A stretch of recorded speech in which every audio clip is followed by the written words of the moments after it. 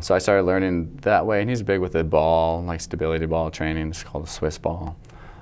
Is that those big rubber balls? Big physio balls, Swiss balls, stability balls, yoga balls, whatever people call them. They're big balls.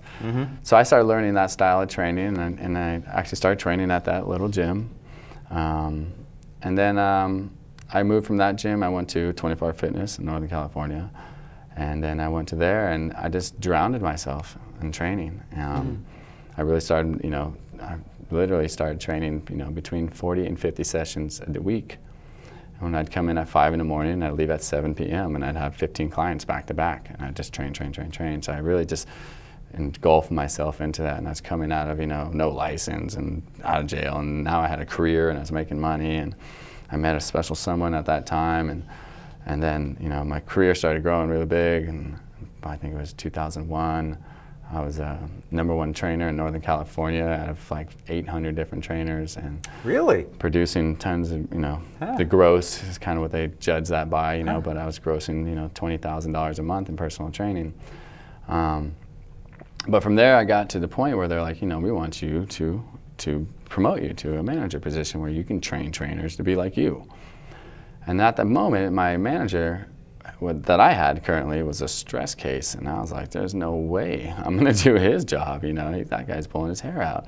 And I'm enjoying what I'm doing, and I'm making pretty good money. So, but then I got to the point where I can't help any more people than the 30 to 40 clients I would have at a time. And I came to the point where it's like, I need to help more people. I have like, I didn't even know it then, but now I look back, it's like this gift that I have to work with people and help people.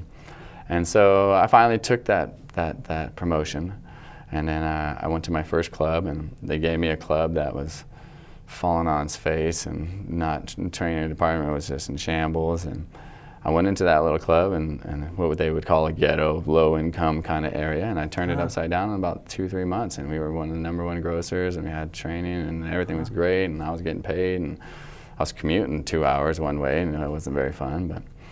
And then from there, they're like, this guy's great, obviously. So they took me to another club and put me in a big giant box, and with, with tons of trainers and, bigger numbers and everything. And so then I trained, developed, and hired. And before I left to California, I had a training team of 15 to 20 trainers at a time. And these are people that you were training? No, I hired, trained, and developed. Hired, trained, and developed. Right. So in the corporate gym world, it's all about hitting that number. You have to produce gross. Right. And so that's, for me, it was like, okay, if I have to hit an $85,000 a month training goal, I need X amount of trainers to train X amount of sessions to keep re-signing, so it was a huge business thing. So how did you make the transition to Maui? Because this was really something, this story of how you came to Maui.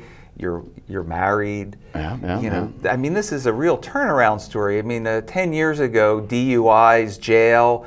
10 years later, married, two kids. Two kids. Beautiful lifestyle, beautiful gym, which we also want to say what an incredible thing you're doing with the keiki, the kids there at the gym. We got to talk about that. That's fantastic. And just talk about you. There's a story about you walked into the gym. Oh yeah. So from California, I met this. I actually got married in that time and got divorced in that same time. And then I moved back to the Bay Area with some friends of mine, and I met who is now my wife. And we started dating and everything, and we just basically decided that we were going to move to Maui. And I've never been here, never vacationed, never came, ever, right? And it was funny, I had about 4 or 5 of my clients that year were all went on vacation. Hey, you got to go to Maui, you got to check it out. So I started looking in magazines and researching, and she's like, let's go. And I was like, I don't even know where we really figured, but next thing you know, we had tickets, we sold everything, we had a big luau party at my house, selling and giving away everything. Until, sight unseen. You'd never been here? Never been here before. So we showed up to Maui with 5 suitcases and a car on Matson. And we came down, and I had it really lined up good where I didn't really have to work for 2 months. I had vacation and sick leave from a job before, but I came in as in Haiku, and I walk in through and I go into this gym, and what really drew me in there was the quality of equipment they had. And it's not all the stuff they have now, but they had certain equipment that no other gyms had that I really like to use. And so I went in there, and if you ask the lady that used to own it, right, and I was like, I hugged this machine. I was like, oh my God, it's here. Now I can really work. I have a place where I can, you know, grow my business. And so I went and told them, I was like, this is, you know, what can I do to come in here? And she's like, oh yeah, tons of people come in here and tell us this. They want to blah, blah, blah. Go write us a proposal. So I said, all right, let me write this proposal. And I said, I go home with my wife. This is a proposal to do with? To come and employ myself at the gym and take it to the next level. Take it to the next level. So I told them, you know, I'm going to start my own business. I'm going to build my clientele. I'm going to train and develop personal trainers into apprentice programs and get it going. I'm going to increase the membership base, and then I'm going to buy you out. Whoa. And it was funny at the time because my wife is like my script. She does all my writing because that's my weakest link. And so she's typing it up for me. She says, honey, why you want to, you sure? You just met these people. You want to buy them out? And I was like, that's how serious I am, you know? And so that's what I truly believe in. So I gave it to them, and they were like, oh, okay, and they took it, and I can pull that piece of paper out right now to the day, and I achieved every single one of those things, and you know, I built my business up there, and got my clientele, and did apprentice programs, and then got to the point where I was like, you know what, I'm really ready to buy this, and I have some investors and partners now to this day that were clients of mine, are clients of mine. You have three backers, is that right? Yeah, 3 backers. We're partners, so it's an LLC, and we have a partnership. Do you want to mention their names, or do they? Probably not. They like to remain. Some of them like to remain in the anonymous. Background. Okay.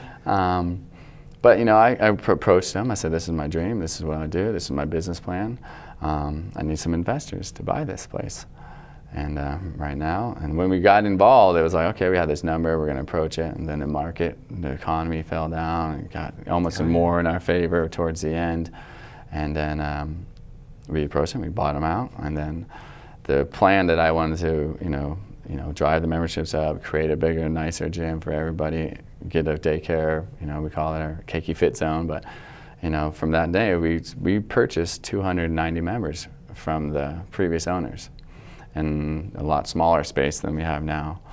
And we're on month 17, I think, right now, and we're almost at 1,400 members. Yeah, it's amazing. One of the things that I've been hearing, really, from the beginning, this goes back a number of months. I go to Baldwin now, and I hear from some of my buddies, yeah, I'm going up to this Upcountry Fitness, and they really offer a lot, because it's not just that. You offer also yoga classes, all included.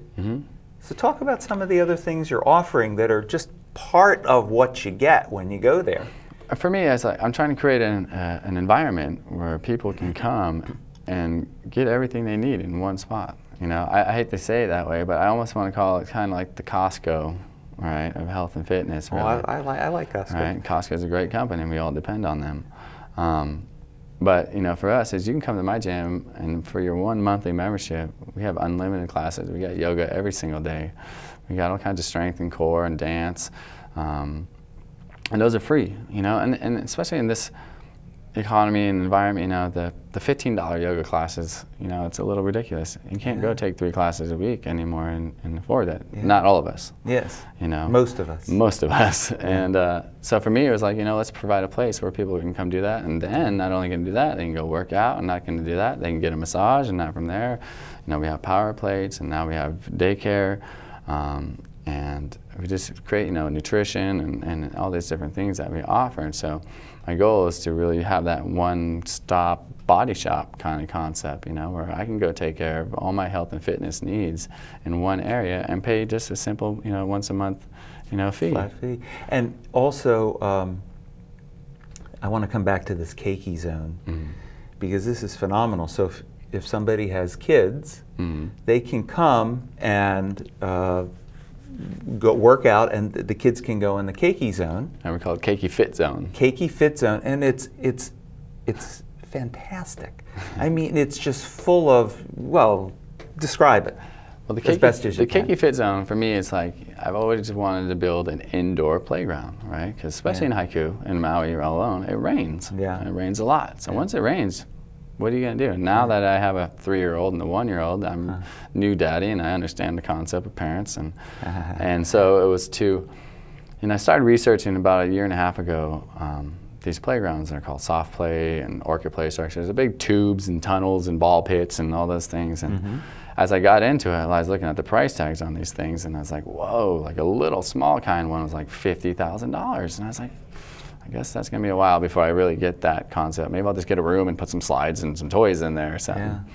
And then I started researching online, and I actually came across and I found a used play structure company.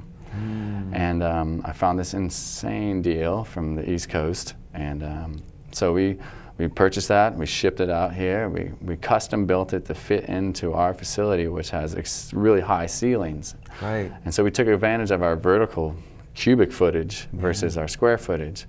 And now we have a 25+ foot high, 5-level multi-structured play structure with tubes and slides and tunnels. And climb up and slide down, and I mean, it's really something.